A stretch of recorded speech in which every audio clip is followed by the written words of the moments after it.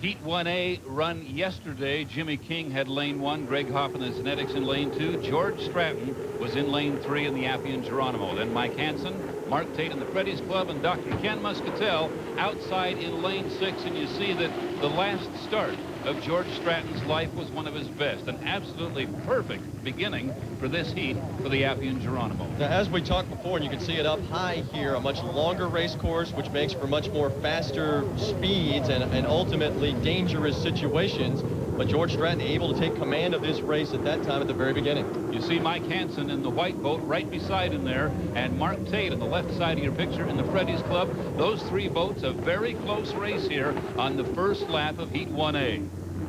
Boats racing 3 wide. Again, that Freddy's Club boat on the far left had trouble all season long and was just trying to accumulate some points here at the end in that group of 3 through 7 as we were talking. But in the end, George Stratton and the Appian Geronimo, he would win the final race that he would ever enter. And we didn't know it at the time, but shortly thereafter, Steve Montgomery. Racing would continue with Heat 1B. Again, this was on Saturday as Mark Webber, George Stratton's teammate, grabbed lane 1. Then Nate Brown in the Oh Boy Oberto, Mark Evans in the Miss Elam Plus, Dave Vilwalk and Miss Budweiser out in lane 4. As we go on board the big red boat, then out to lane 5, Terry Troxel and the Zenetics 2, and Mitch Evans in the piston-powered Bardol Special way on the outside. Again, that Miss Budweiser did not get the inside lane. We've talked all season long about how Mark Webber and the York Heating and Air always seems to find his way on the inside. No different here back in Heat 1B. The big red boat, though, that we always talk about, Miss Budweiser showing some acceleration on the waters here of Mission Bay. Pretty good race right here as Mark Webber has made a great start in the York Heating and Air. He's in lane 1. Nate Brown now dropping back a little bit between boats in the Oh Boy Oberto. But look at Mark Evans in the Miss Elam Plus. He was the winner in the Tri-Cities earlier, and he's showing us great boat speed here. This was the only boat up until this point to have beaten Miss Budweiser and that crew in a final, and they would go on to win in Heat 1B. The Miss Elam Plus takes home the victory and the 400 points. David, give us the red boat side of what happened. It was way before the start, apparently.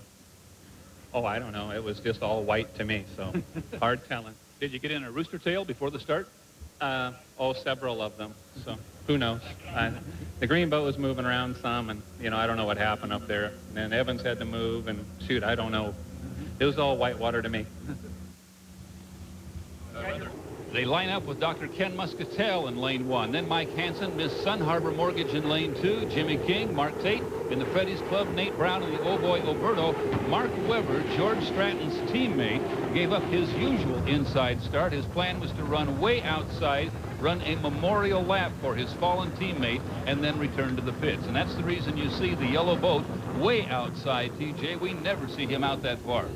Well, and for Mike Hansen and the Sun Harbor Mortgage boat, they were able to get on that inside lane, all important again here, and off to an impressive start. That's critical, obviously, in any race, but especially on a fast track like this one, to use as little of the race course as you have to, and Hansen able to take advantage of that. Able to get the job done and get the win in Heat 2A, but there was some controversy at the start, and Steve Montgomery tried to straighten it out with Mike Hansen.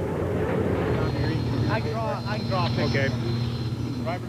Michael, who jumped the gun? Not you? No, I was about the third boat over. The Oberto and the U2 were both over the line before I got there, and I was right on the money, I hope. But, you know, we had to win that one for George. I mean, George went out a winner. He beat us yesterday in the first heat. And this is one of the hardest things I ever do is climb in a race, but when we lost a good friend like that. Apparently, you're one of the few guys they're not talking about penalties on, so you're the only guy that can relax. Well, there are benefits to being out front. Thank you, Michael. All right, thanks. And these are the way that the boats lined up for Heat 2B. Again, start's already a problem in San Diego. And you can see how heavy the fog was earlier today. That's Mark Evans once again taking the Elam Plus out front, being chased by the 2 green Zenetics boats racing through the fog. That bright orange boat, though, successful yet again, and another victory for Mark Evans in the Miss Elam Plus. You know, back when the boat was white, we didn't talk to you nearly this much. I know. Must be that orange paint job. I'm sure glad the Elstrom family decided to do that. It sure perked things up, that's for sure. You did have the mirrors full of green boats there for a long time. Holy moly, that's what I was looking at. The Leland camp hasn't been running real well during qualifications, but you never know about them. You never know if they can perk things up. So eye full of green, that's for sure. But the Elam came in first place, and that one's for George. You know, God dang it, we're all emotional over this whole situation, and just loved him, and great competitor. And there you go, George, and the rest of the family. This is for you guys, man. Thanks, Mark.